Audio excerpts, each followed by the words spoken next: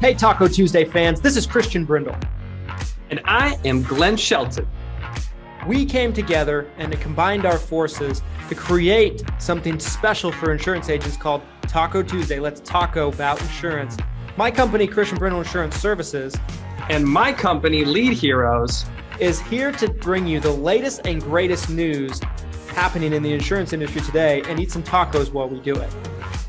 If you enjoy the content that we put out on this podcast, feel free to leave us a review or subscribe so you don't miss any future episodes. Without further ado, let's get into this episode of Taco Tuesday.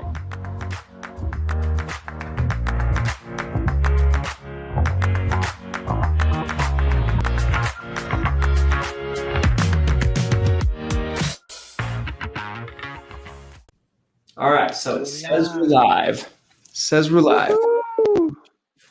What up, guys? Welcome to Taco Tuesday. We have a special surprise guest here for you today. I kept it quiet because I wanted it to be a surprise. Extra shocking. We have the man, the myth, the legend, Matt Temmen in the flesh today. What's up, everybody? So this is exciting, and I'm just making sure that we're actually live in the group because sometimes StreamYard deceives me. And yes, there we are. We're good. Welcome to Taco Tuesday, guys. Hope everybody had a great 4th of July holiday weekend. And as you can see, Glenn's beard is growing to the point where it's any longer. He'll be a full-blown mountain man. And here we are, Taco Tuesday. So, okay, Glenn, let's see what tacos you got today for us. Are they homemade? The picture that you guys saw in the group today, that was the actual taco stand I went to. We have street tacos. I don't know if you guys can even really see. They are delectable, though. Let me tell you. And I'm just now getting into them. Awesome. I'm really glad Christian brought a guest today because I'm going to be so focused on eating. It's going to be like me eating, watching YouTube converse. But no, Matt, I'm super excited to have you on today. What tacos? You said vegan? Did I hear vegan tacos today? Yeah, so these are tofu tacos. This is what my staff wants. So every Tuesday, we buy this whole office tacos. Well, I do. I buy the whole office tacos. And Tofu. It's tofu tacos. Today it was like $70, the tacos. I was like, this is getting expensive. I'm like, we're going to have to cut your guys' pay for this week. Next week's Taco Bell, right? Mm-hmm, that's right. Taco Bell is a reoccurring appearance on here. Do you have vegans in your office? I think my new video guy might be vegan. I'm not sure. Okay. But someone said Matt is my 4th favorite agent from Springfield. Ouch. It was Brian. Oh, of course, right? Brian is my 7th favorite agent in Kansas, so that makes sense. So, one thing that I wanted to talk about today was, I wanted to ask a specific question of you. Yeah. Because my observation of you, I got to know you a little bit in Memphis. Got to connect a little bit. At your age, there are very few people that have done what you've been able to do in our space. What do you think differentiates you from the other 10,000 24-year-old insurance agents out there that are just like,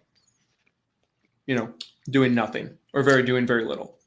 So, there's a lot of answers to that. But it's a very flashy industry. Mm-hmm. If you make any money at all, you try to show people. At least that's what I've experienced. I mean, I did it when I first started. I thought I was balling my first month in the industry, so I went out and bought a car and went on a ton of vacations and stuff. But I would say if one reason would be just investing back into the business. Like I pay myself a very small salary out of the business. Mm-hmm. That's what I live off of. And then everything else just goes back in. So I'm big on delaying gratification. I think that's super important in any business, no matter what age you are, whether you're 24 or 42 or whatever, you need to invest back into the business initially.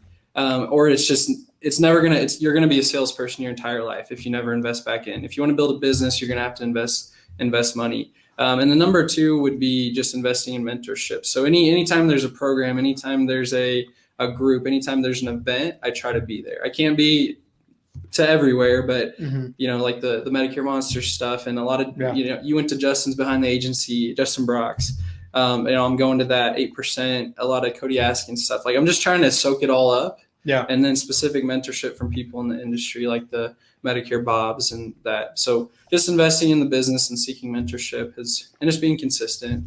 Yeah. All it's really been for me. I love it. I mean, I think that there's so much wisdom in that because it's delaying the gratification, which is really hard to do when you're 24. I've been a 24-year-old insurance agent. I wasn't delaying gratification as well as you have. Like I was like, so when I first got in, I was 20. At age 21, I think I was making like $5,000 a month or something like that. And I was like, I thought I was like on top of the world. And I remember I took a month and I went with a friend of mine to Malaysia.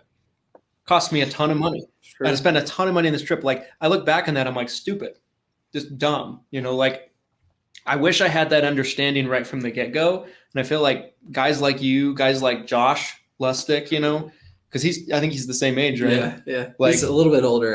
I'm the younger guy, so it works out. He's got the gray hairs. I see him coming in. That's for sure.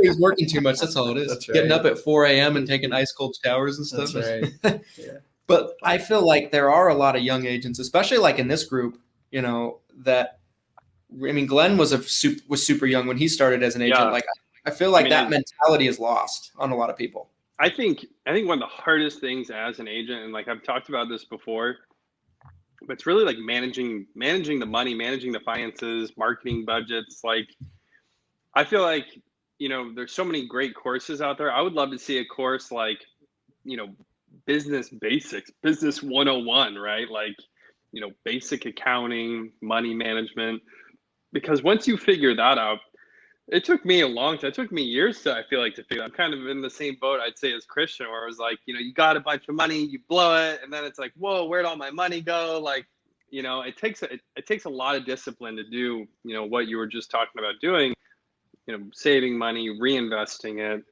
putting off that gratification. But there's no doubt in my mind, if you can do that as an agent, as an investor, as a business owner, it's going to pay so many dividends down the road. Which, I think first and foremost, you really want to pay yourself first, right? Moving forward. So I love that. Matt, I'd love to hear a little bit more about some of these accomplishments. I don't know you as well as Christian does. This is really one of our first times talking face to face like this. So I'd love to hear a bit more about your backstory, coming into the industry and kind of some of the accomplishments that you've already made so far. Yeah. Well, I hate talking about myself, so it might be a little awkward. But, I started in the industry about 3 years ago. When I'm 24 now, so I was 21 when I started.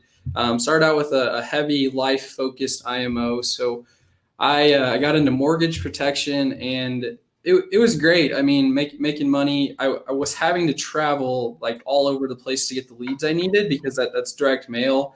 And in Springfield, Missouri, like you could get like 3 of these a month. So I was going to Milwaukee and Dallas and Omaha, Nebraska and Ohio, like all over the place to make it happen. And, selling a decent amount in the, 30 to 40,000 a month range at the time and growing a little downline.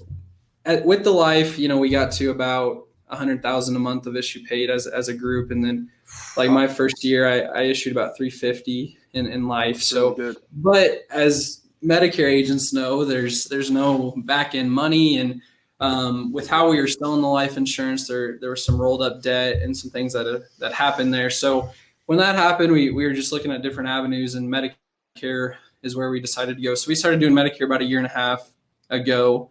We'll be hitting our second AEP this year, and I have roughly about 85 agents that work with me on a downline basis. I have a couple staff in Springfield, Missouri. I have a brick and mortar office, and we'll probably be somewhere in like the 3,000 Medicare Advantage enrollments this year, somewhere in that range. Nice. So just trying to grow. I'm actually up here in Utah, actually training agents. That's why I wasn't here just to see Christian. I mean, Christian's awesome. He's here to destroy Christian. I'm trying to put him out a bit. That's what he's there for.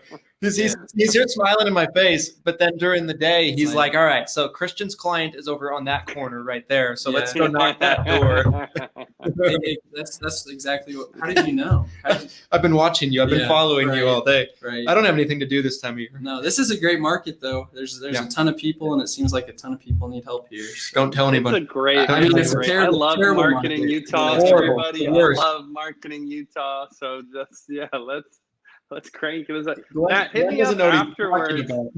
I'm gonna give you a special discount on all of Christian's leads. I'm just gonna resell all of Christian's Utah leads and just be like, here you go, Matt. Dude, I'll take them all. Any clients that we've sold with Lead Heroes are on sale for $1 a piece. Man, why am I losing? He didn't see it earlier. But I downloaded his CRM, so I already have all his clients. He slipped into the supply room, and like we still got old school file cabinets, so he was just pulling them out and taking pictures of apps, and it's great. We're HIPAA compliant, don't worry. But we just grabbed another 3,000 clients, so it's pretty easy. Oh my goodness, that's hilarious. So I got a question for you. You talked about mentors. Yeah. Give me the 3 most important mentors you've had in your insurance business career. In insurance, Justin Brock. I mean, Justin, like I run a couple contracts through him, but there's no reason he should help me out the way he does. And he just, me too. He just does. You know, he's a guy who's actively doing it. Like it's not someone who's maybe did it 20 years ago, but he's actively building the business. So he's been a big mentor of mine in this business, you know, specifically. Another one would be Robert Bache, Medicare Bob. I mean, I love him. We got into Medicare Monsters, and that guy just he just blows your mind with that stuff. And then number 3 would be Cody. Cody's office is a mile away from mine. That's in crazy. Springfield, so very close access. Like we'll go out, me and a couple guys, and Landon and Cody will go play pickleball, and so it's good to be around those guys. They'll elevate your thinking. That's good, for sure. They're good people. Like I was on the phone this morning with Landon. Yeah. I was talking about the co-op order. So I was trying to get that figured out. And like, you know, just a good dude, you know, just good people. Great people. Yeah. I mean, like just very accommodating, just, you know, looking to help. And I think those are great people. Like Justin's the same way with me too, by the way. Like I have a couple like small contracts with him, like ancillary. Same. And we've written a couple apps on. I don't think there's anything I've contracted with him that we haven't written anything that I'm aware of, but like it's nothing compared to like the amount of help he's given me just because. Totally. Just like free advice and, you know, just help and absolutely. Big brotherness. Well, I guess I have a question for you. So, you know, there are a lot of there's more older than there are younger, I'm sure, in the insurance industry, but with you, like what advice would you give to someone who's 20, 21, 24, getting into the industry? Yeah. I would say, cause for me, when I got into that age, I very much isolated myself when I first came in, because all the people that I knew in my life, you know, from high school, just people that I knew growing up, they weren't doing what I was doing. Sure. You know, like they were going to college, they were out partying, they were just out, you know, doing nothing really. And so for me, what I did was I isolated myself because I just, you know, they didn't have much in common with me. I didn't have much in common with them anymore. And so I think the main thing is to not isolate yourself. I think that's what, if I had to say one thing that I think the Facebook groups have brought to the table is there's a community of people you can tap into. You know, like there are hundreds, if not maybe 1,000 agents that I've gotten to know in the Facebook groups that like, if I saw them on the street, it'd be like I saw an old friend, sure, you know, or like a family member. And there's something about getting around people or talking to people that know what you're going through. You know what I mean? That can identify with like the struggles that you have, you know, it's like an AA meeting. Right. Yeah, exactly. I think that's really important though for a new agent. Like there's a million things, right? But I think a lot of people probably fail out in the business because they get lonely. You know what I mean? It's kind of a lonely business when you're not building it with anybody else. Well, I'll piggyback off of that. So as an upline, and you'll understand this, I'm convinced that really the agents, they don't need us for marketing. They don't need us for product support. They just need someone to talk to. Yes. Like that is probably 80 to 90% of my conversations with my agents is like, hey, I had a bad day. Hey, this. They just need someone that gets it to talk to. So if you want to be an upline, if you're not already, just be a good moral support and you'll build a big downline. That's how it works. Seriously, like be a therapist. Be a therapist to your agents. It's true. Like, if you just take that therapist like approach, all of a sudden, like you'll be like, you have 200 agents ready to contract with you. You're like, he listens. And they're like, does Christian give you marketing support? Well, no, not really, but he listens. What's that? Marketing support? No, I'm just kidding. Co-op? Is co-op? What is this? I just like talking to him. Yeah, he's just fun to talk to. But I think to kind of go off that whole question, I think new agents, especially now, they get so distracted by everything. Like, oh, I want to sell Medicare Advantage and MedSup and dental vision hearing and PDP and final expense and long-term care, short-term care. It's like, pick one product, like sell that one product for at least a year. That's usually what I would tell someone, like, hey, sell this and know it inside and out. And then after a year, if you want to do something different or add something to it, then let's start looking around. Because I think too many new agents will get completely distracted by chasing way too many things at once. I'm all about cross-selling and cross-marketing. We've talked about that a ton here on the show. But I think that chasing the shiny object, I think can be delusional for some of these new agents out there. Yeah, I think I'd agree with that. I think like Medicare is a complex thing to sell for most people. Like, okay, so I just hired a video guy. So today was his 4th day working here. So he's still like very new, but I'm still trying to train him on just Medicare basics because he's going to be writing content for us. He's going to be making posts. I'm like, you got to have at least a workable knowledge. Right. So like he's 19. So he's sitting in here with me. I'm on the whiteboard. I'm drawing stuff out for him. And I'm looking at him and it's just like, there's emptiness in his eyes. Like, he's like, I'm like, do you understand what I'm saying? He's like, yeah. I'm like, okay, explain back to me. He's like, that's like me training new agents. That's what I feel like. Right. Like I don't like just talking to people and I'm like training somebody and I feel like it's just like that, like I just want them to be able to retain it. I feel like if you're trying to sell Medicare, you got to master it before you really worry about this other stuff. Like if you see people like, okay, let's use Justin for an example. Like Justin's office does annuities, they do ACA, they do, life a little bit, they do Medicare in bunches, right? But to my knowledge, I don't think they were doing all of that like from day one. I think that they were doing Medicare supplements for a long time, and then they added to it. Well, that's when you go back to the one product. Like I don't even think they were doing Advantage or PDPs like 5-6 years ago. Like it was just MedSup. Then they started figuring out, oh, you can sell dental off the savings there. And it's like, oh, we should start doing PDPs, then MA, and from there and there. But they focused on one product, like you said, Glenn, and I think they've done okay with it. Yeah, they've survived. Like it's interesting because for us, when I started, I learned how to do just Medicare, like that whole world. I learned how to do PDPs, I learned MA, and I learned MedSup. And I didn't do a whole lot of cross-selling until I was like 2 or 3 years in now. Not saying I even should have waited that long. I should have probably learned it sooner. But to come right in as a new agent, it's kind of overwhelming. There's a lot to learn. And so, I feel like it's just one of those things that you got to just take it one bite at a time. How do you eat a whale one bite at a time? You're not going to take one giant bite of it kind of thing. So I think for new agents, they try to do too much right off the bat. I'm like, just get really good at this first. Yeah, and sometimes I even fall into that trap a little bit. I'll be like, man, we got this Medicare thing. Oh, now I'm going to go sell IULs or something like that. And but you just got to, hunker down. Like we're good at MA, and that's just where we need to focus and stay there and just continue to scale and grow. Yeah, I mean, to me, the most interesting thing is like from what I've observed from the agencies that I've been able to work with over the years, the ones that have seemed to do really well, like let's say they start off with Medicare and they're doing MA, right? they'll bring somebody into their office and that person's role is to sell the annuities or the life or something like that. That way, that person that's really good at the MA doesn't have to, deviate from that. I think there's a lot of wisdom in that. We're bringing someone in to sell P&C, just bring other people and make that their role. Like when Chris Weir was here, he was really hammering that into me. Like, don't try to wear every hat in your business, bring people into your business that can essentially take over certain roles, and then you can focus on being the visionary and driving the business.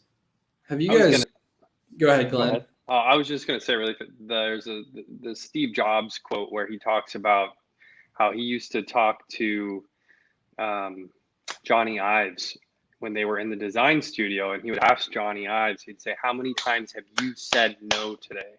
And he was obsessed with it.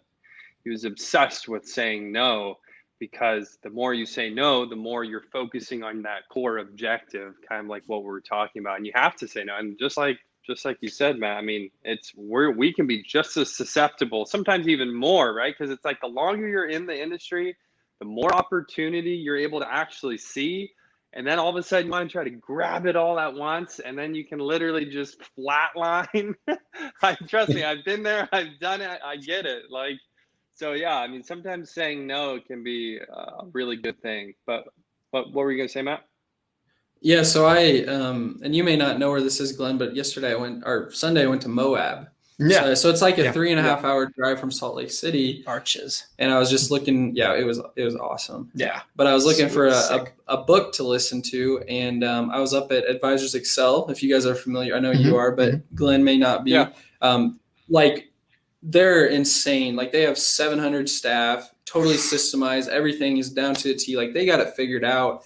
And I actually got to talk to the owner for like a little bit, and he recommended a book called Rocket Fuel. Have you ever? Yeah, I've heard of it. I haven't read it though. It's all about. Oh, very, very good book. So I actually it's 3.5 hours. So I had 7 hours in a car. So I actually ended up finishing it. And it's all about, hey, you're a visionary. Here's what you're good at. Here's what you're bad at. You need an integrator. You need someone you see it out there. You see the vision. You need someone who's going to go implement it for you. I think it would be a good book for you. It was a good book for me, at least, and a good book in general for business. But it was all about building teams, and being a lot of us are visionaries, and it's how do we put the team in place to systemize everything. So just a good book recommendation. I've heard it recommended from several people. I just need to go get it. Like, it's one of those books that it's always on the forefront of my mind. I need to go get it. Like, I think Chris recommended the book to me too. Chris Weir, when he was here, like, he recommended to me several books, and I was just like, oh, that sounds sick. That sounds sick. And then I'm writing them down and everything. Like, I've heard great things from a lot of people though about that book. You just want to add those to your shelf, right? So you can just pretend that you're reading. Glenn is convinced. So back in the studio room, I saw all the books. Yeah. So Glenn is convinced that I haven't read any of them. I'm convinced of that too. He's convinced. He's convinced. Like, Glenn's like, oh, more books for you to pretend that you read for your collection.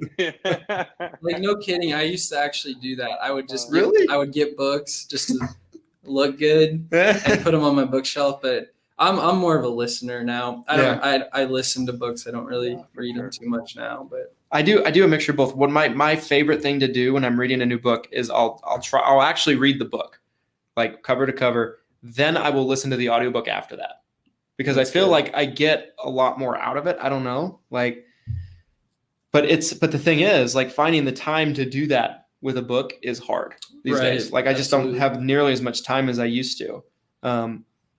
But okay, I got a question for you. Yeah. So 8% coming up in a couple weeks here. What is the thing that you're the most excited about, that you're looking forward to? I think, I don't know if it's one thing, but I do have 14 or 15 of my agents coming to it. Nice. So that's awesome. I'm more excited. Like, I know Cody, and I know some of the speakers there. So it'll be great for me, but I'm more excited for them to see all that and be exposed to that. And I go to a lot of the events, so I get to network some. But I'm more excited about them meeting the people and getting out. Like, we have our team calls, and like we definitely have a good solid team, but I'm just excited for them to see maybe insurance on a bigger scale than just our team. Not that they haven't already, but And to be honest, this is my first 8%. Me too. So I haven't been to one. So Cody's been telling me some crazy things about it. But I'm just really excited for my people to experience it and see it and meet you and everybody else that's there. Yeah. I couldn't have said it better myself. Like, I think for me, this is my first 8% as well, but I'm just super excited to spend time with my agents that are going to. Like, I think we got about 8 or 9 that are going or something like that are going to be there. And a bunch of them will be meeting in person. What are you speaking on in your breakout session, Christian?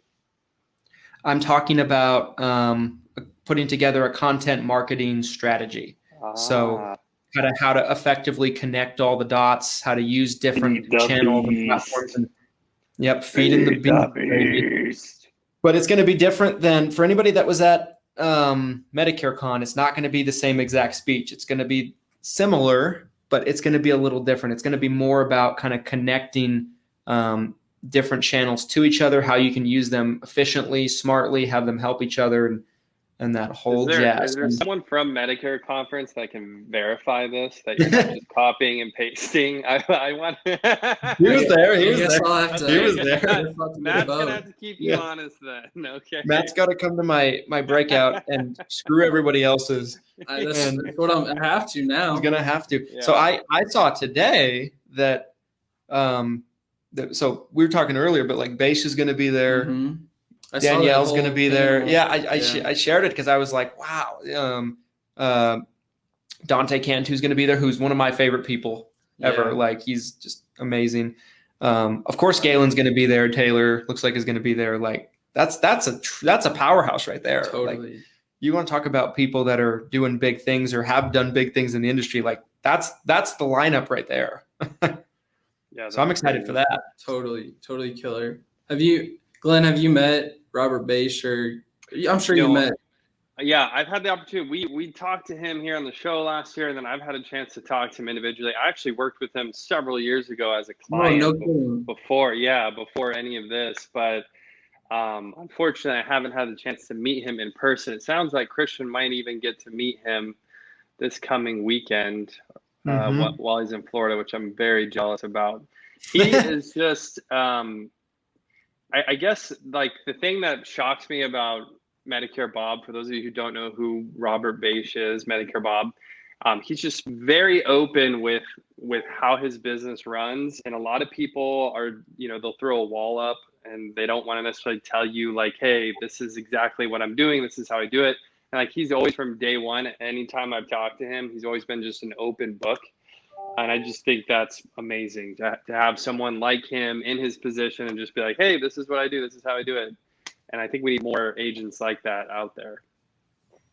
Yeah, for sure. Like, I had a situation like 4 or 5 months ago that, like, I had a very difficult decision to make here in the office, and I wasn't sure what the right decision to make was. So I hit him up, and he's like, it was like on a Saturday. I just sent him a DM. I'm like, or I might text him. I'm like, bro, can I pick your brain on something?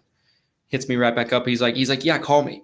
I'm like, okay. So I call him, and he's on the phone with me for like 45 minutes, and he's just dropping like bomb after bomb after bomb. Like, I'm just like, at first, like, the first couple things he said, I was like, wait a minute. I'm like, what? I'm like, What did you just say? I was like, he is definitely, the real deal, and he's just a very, very just down to earth, cool person. I had a question, Matt, based on your business model. So are you guys, when you mentioned brick and mortar, so is that more of like a location for the agents to come into? Are you really having prospects come into your office? Are you doing face-to-face? Are you selling over the phone, seminar? I'm just kind of curious to know more about your business. Yeah, so on a personal basis, I would say of the sales I make right now, probably 85% of them are coming into my office to meet with me, which is ideal, right? Like, that's great. I really need to get to a point where, like, all my sales are telephonic, because I'm traveling a lot to help agents. I'm just very busy. So the in-person appointment is great. Like, it's very profitable, high retention off of it. I just, those appointments a lot of times go an hour and a half, and the sales cycle just needs to be shorter on that. So I'm looking to go a little bit more virtual. There was a point in COVID where I was just selling a lot of med sups over the phone, but with that going away, we got, back into seminars and that type of marketing. But on a downline basis, I have some final expense agents specifically, but all my Medicare guys, they're all face-to-face. So I have no telephonic Medicare. And then I have a final expense agency in Florida. They're all face-to-face. And then I have like 5 final expense telesales guys. So that's interesting, because Christian and I did this big conversation previously about brick and mortar versus like the call center model. Yeah. So it sounds like you've kind of dabbled in both at this point, but it sounds like you're wanting to kind of move away from some of that. So like, if you're going to scale your agency, right, are you looking at scaling it telephonically? Like that's the direction you want to go? Or are you just saying your own personal sales, you'd want to sell more over the phone, but your agency sales, you'd still want to scale it where you'd want to, funnel prospects into your office location? You got it. So my personal sales, I'll probably be at a point after AEP where I just probably need to get out of the field, unless it's just like a hot referral or something like that. Right. So I'll probably just take myself out of personal production at that point. But yeah, from an agency and both downline model, that's the scalability there is through the phone. So in-house, it would be on the phone. And then the downlines, man, they're doing so well face-to-face. I don't see us doing anything different than that, but things change all the time. Another COVID could come by tomorrow and we go full telesales. So never say never, but downline will probably continue to be face-to-face for the foreseeable future. Yeah, I think be prepared. It's one of those things where like, cause with us, we're at the point now where we're probably about 70 to 80 agents now. Mm-hmm. And like, I was talking to one the other day that's just doing really, really well face-to-face, and she was like, I keep hearing all these people say that I should be selling over the phone. She's like, do you think I should just stop what I'm doing and try to sell over the phone? And I was like, well, I hate to tell you to change anything. I'm like, yeah, don't fix it if it's not broken. Yeah, that's the thing, I feel like there's such a thing that we're like, if you're killing it, why change, Well, and there's just this like fallacy out there, in my opinion, like telesales is like the sexy thing, right? And I know, Glenn, you're obviously a telesales, you have a call center, so you're obviously biased towards that, which is great. But he can't be trusted. I agree. Can't be trusted. I'm too biased. There's just this like, if you're not selling over, like you go to houses still, like that sort of thing. When in reality, like a lot of times those in-home salespeople like are generally netting more income than the telesales person. Not always, but definitely could be. Yeah. I mean, I try to stress this with anybody I talk to is I'm like, listen, like what works for this one agent and they're crushing it, you could try to replicate that same model and you could fall on your face. It just doesn't work for you. So I'm definitely biased towards call centers and telesales and selling over the phone, selling online. Like I love it. I would definitely push people towards that. But at the end of the day, you're a face-to-face agent and you can make $500,000 a year writing face-to-face. Don't stop doing it just because telesales looks sexy. I couldn't agree more. So the thing is, I mean, Glenn is such a believer in the virtual and doing things digitally that he's not coming to 8%. I'm just going to carry around a laptop and he's going to be on it, and because he won't physically come there because he's too digital. I exist only here. He's too digital for that. He's too virtual. No, I'm hoping to catch next year's 8%. You guys will have to go get your first experience out of the way, and then you guys can be my ambassadors next year. Dude, I was so upset with you when you said you weren't going. I was like crushed because we were going to do an in-person Taco Tuesday, and then like all my hopes and dreams just shattered. Hey, that's still going to happen. That's still going to happen. We are going to do that. In like 10 years when I'm 40. 2042. I have a couple of, I'm actually moving. So that's one of the biggest things I've got going on right now. And then my son is less than 1 year old, so just a lot of extra work at home that I'm still dealing with. So next year, though, I'm feeling good about the possibility. I'd love to go to a lot of these. I'd love to go to the next Medicare conference, and I I mean, it seems like there's more and more. It seems like every time I open social media, it's like another conference that didn't exist has been created. Sure. So, yeah. So I would love to. I got a good question for you. Okay. All right. So Matt Temmen, 24 years old, 80 agents, somewhere 90, there, yeah. Something like that. And I think you told me before, like on a Clubhouse, that like that's just the ones that are producing, right? You have a lot more that like are under contract. Yeah, I just don't count it. Like it's just not worth looking into. Right, for sure. But so talk about recruiting for a second. Like if there's somebody out there that's the business model they want to build, to where it's like build a big downline, maybe, they aspire to be an FMO. Sure. Right. Talk about recruiting for a second. Like what has made you so effective? Yeah. So there's a lot of agents out there who are just not getting the support that they need. And so I always thought that recruiting was just like, you would either get them now or you would never get them, right? Like if they didn't want to move their contracts now, or maybe it was a new agent, like you would just, okay, like next, like kind of like a final expense sale, just kind of, it was what it was. But what I found is that generally speaking, if someone comes to me and they need help with something, so like the agent here, he wanted to learn about seminars. He also didn't initially want to move his contracts. So I'm like, okay, I'll teach you some stuff. Well, he starts asking me questions, and I'm like, normally you just wouldn't want to take the time to answer those questions, but I knew there was some potential there. So I continued to help. I mean, this was like a 3-4 month process. And then his FMO where he was messed something up, and guess who he's looking for? So he moves his stuff to me. So recruiting, like it's a drip. It's always a drip especially on current agents, because nobody just is like, yeah, I'll move my contracts like instantly. It just doesn't happen like that. It's a constant drip, and you have to add value. So if you want to build an agency, you want to build an FMO, it's like, what's your value to the marketplace, right? Like what can they not get anywhere else other than you? And so what I did is I brought all the marketing in-house.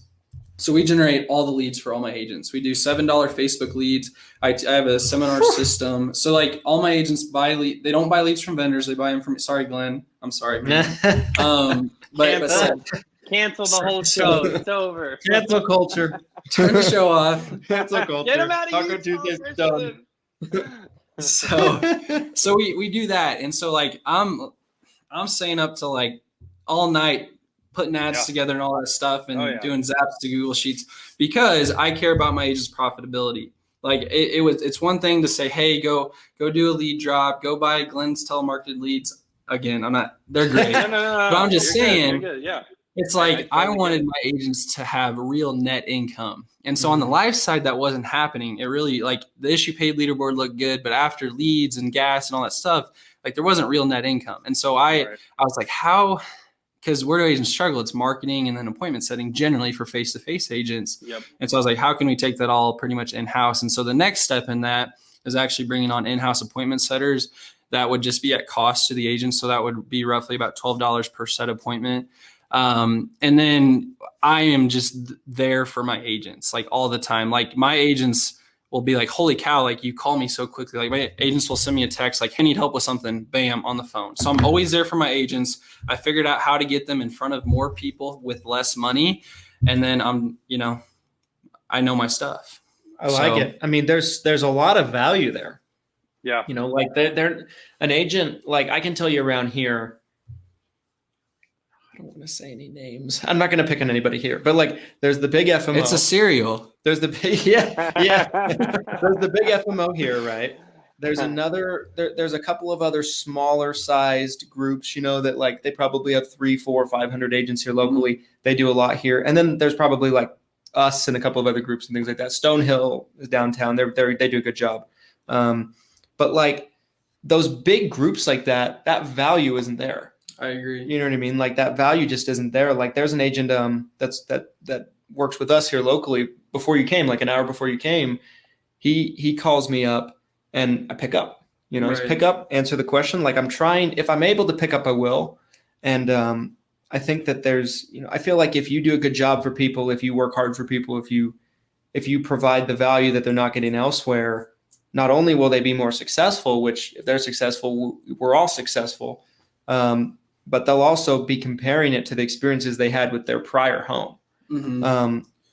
Yeah. Well, and I'll expand off of that. So like on the life side, we always preach spend $1,000 a week on leads, right? Mm-hmm. And so at the time we were running like final expense or even like mortgage protection leads that are like $70. So really $1,000 doesn't get you that. They're good leads, but you just don't get that many.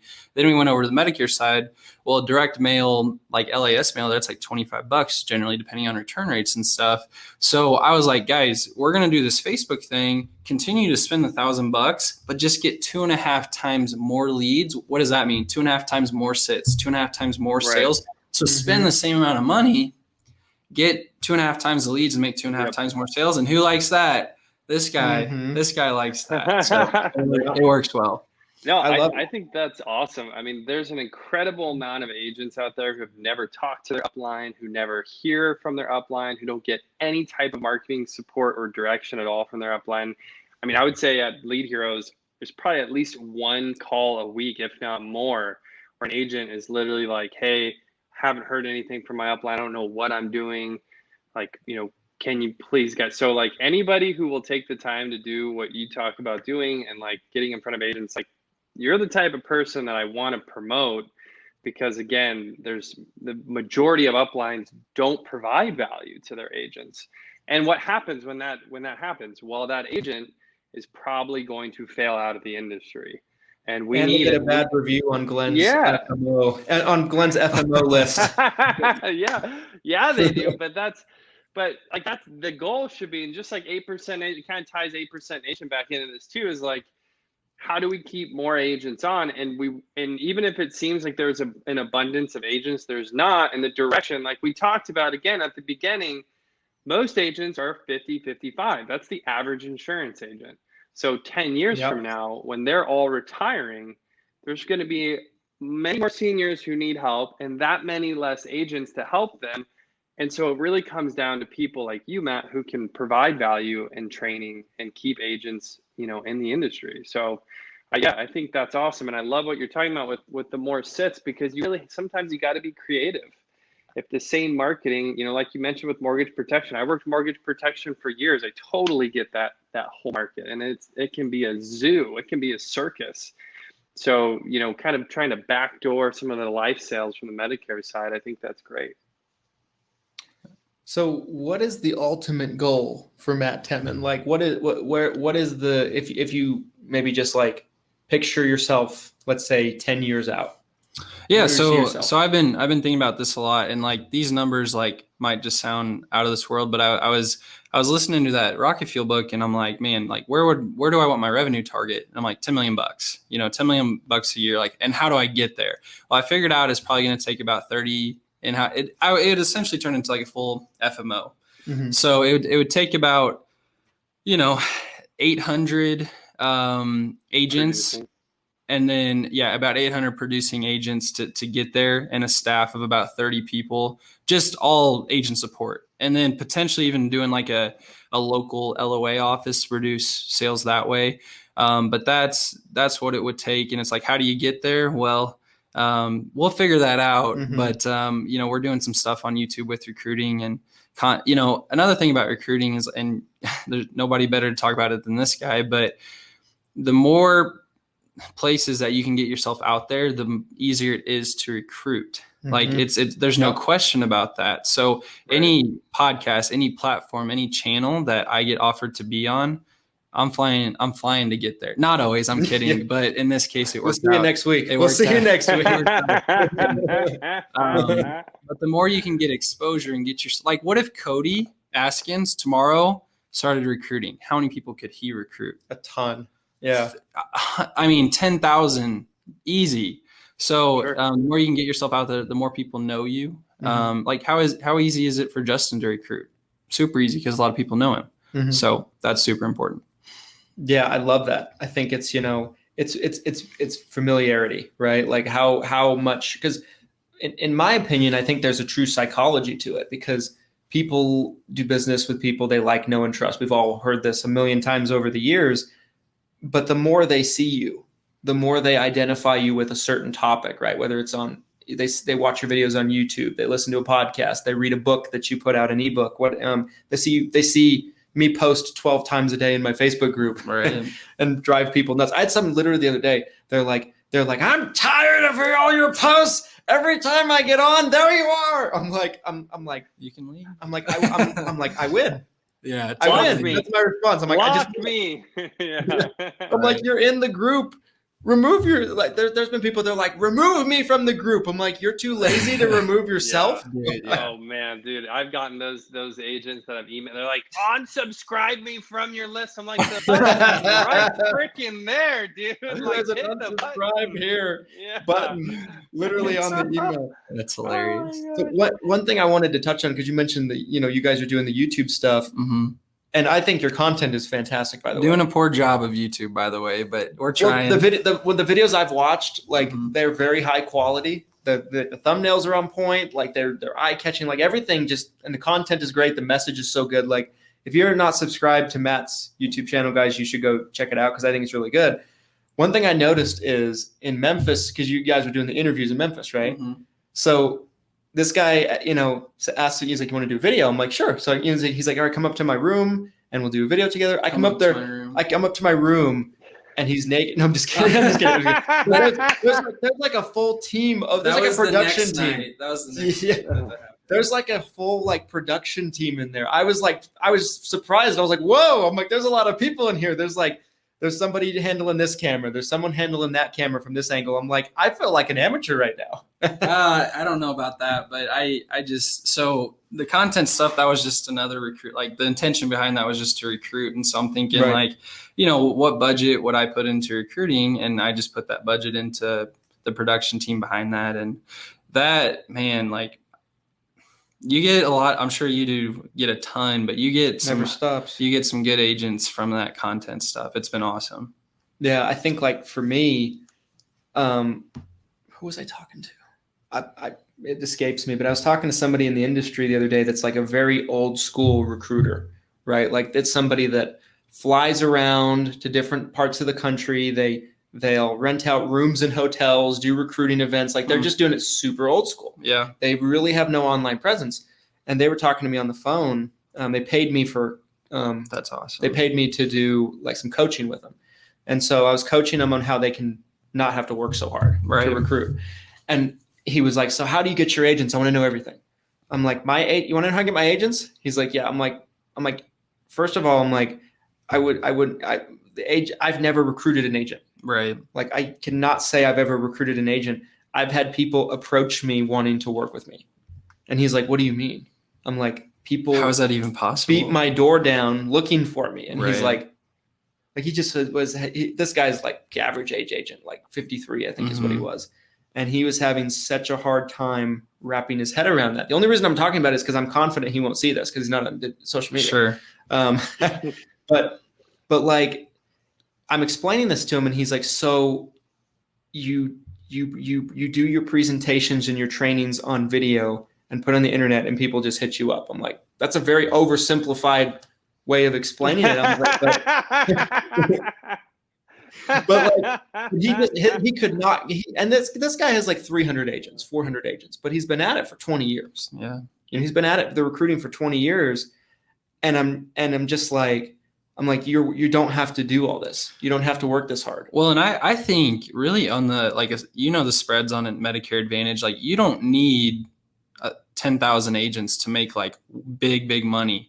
Like, if you could realistically, if you had 25 really solid agents, writing agents, you could make $1 million a year off 25 agents. Maybe not the first year, but with renewals off of that and stuff, like, you could make $1 million of residual off of that. So for me, it's never about, hey, how many agents do I have? It's how many agents do I have that actually write. Like, because that's all that really matters. Which I love that. Unless you're just trying to hit, like, some of the MA carriers have certain thresholds when it comes to ready to sell agents. That's one thing. But really, when it comes down to it, it's just about who sells plans. That's all it is. It's apps. I think it's apps. It's production. I think that's like the biggest opportunity in the space is that agencies, the LOA agency size of 10 to 20. Like, you get some agents who are writing for you, building a book of business for you. You're paying them really well. I mean, again, this kind of goes back to Medicare Bob. I mean, he had a very similar model. That model is kind of everywhere, but the point is you don't need 100 agents in an office or 100 downline agents to make a bunch of money. And I think that is kind of a misconception that a lot of people share, where it's like, I need to have, well, so-and-so has 10,000 agents. And if I don't get to 10,000 agents, I'm never going to make that type of money. So I love that you said that, because I totally agree. I was talking to someone the other day, and they were like, they were recruited into an FMO, and I won't say the name, but the FMO was like bragging they had 5,000 agents. Right. And when they really got into it, like they would do these like calls, like they do these like weekly like calls and everything like that. And there would be like 5 to 10 agents on the calls. Yeah. And they get on the calls and they'd be like, what the fuck is going on? They're like 5,000 agents. Like, you think there'd be a couple hundred on at least or something like that. Like, right. Some of these really big FMOs, what people don't realize, I feel like they might have a ginormous number of ready to sell agents, but the amount of agents that actually write one app over the course of the year, there's a good chance there's 70% of their agents don't even write one app. Totally. 100%. I would even expand off of that.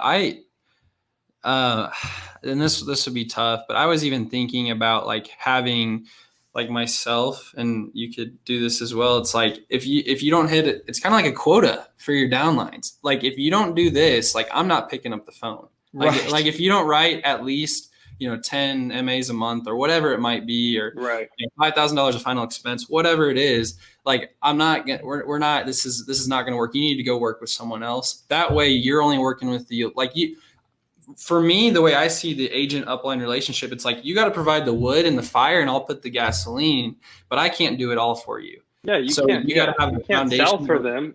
Yeah. Defeats the whole purpose. Totally. Like, when Glenn starts his FMO, he's going to dial for them. He's gonna they're ready. Dude, I'll join. Say your agent number. Say your agent number. Yeah. He's gonna do the pitches. He's gonna close. And then when it's time to take the application, he's gonna be like, all right, I'm gonna hand you to my assistant. Yeah.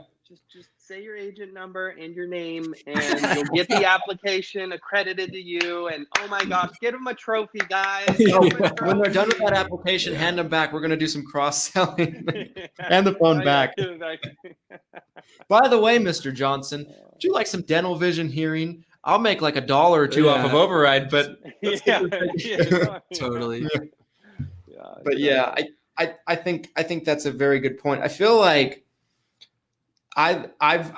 you probably have seen this too. Like, I'll see a lot of agents that will complain about their uplines. They're like, they won't get back to me. They won't answer the phone. Now, some of that is right. They should probably have somebody reach out, whether it's like an admin person or something like that. But like, there's some understanding there.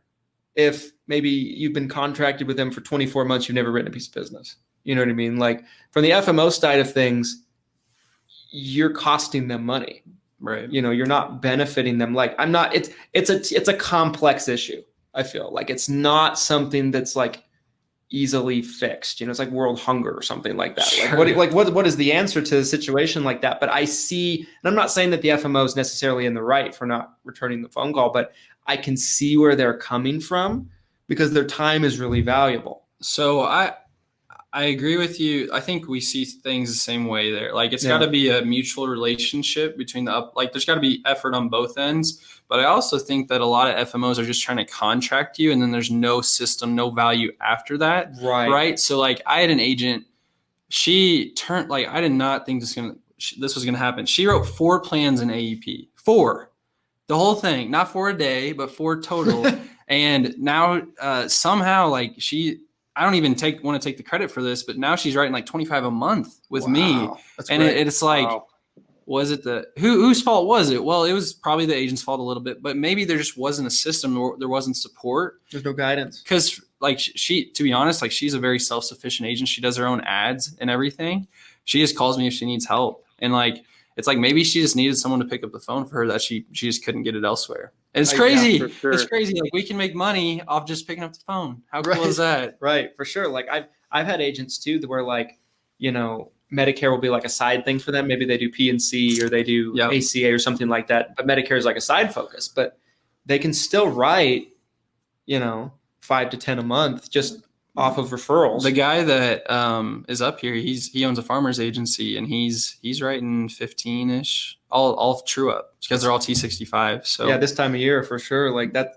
And that's a prime example, like they were with an FMO before, they weren't getting the training. Like some of these guys, they just need you to answer the phone and walk them through how to do a DSNP or how to do a Medicaid verification or how to do, what this guy's got, COPD is their med sub I can do, or this person's moving from out of state and they're losing their plan.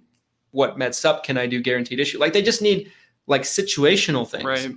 It's not like it's 25 hours of Zoom calls. It's just, they need just like a question answered here or there. And that can be the difference of them writing 0 or 2 or 3 in over 6 months to writing 10 a month or more. Totally. I mean, when I started in the business, we like flipped hard from final expense to Medicare. So I didn't have an upline to teach me Medicare. And I was going into these houses selling Medicare Advantage, no Sunfire, no Connecture. Oof. Like I didn't know anything. So I like went 0 for 25, my first 25 Medicare sits. Not that I couldn't sell. It was just that like, right. I don't know what's going on.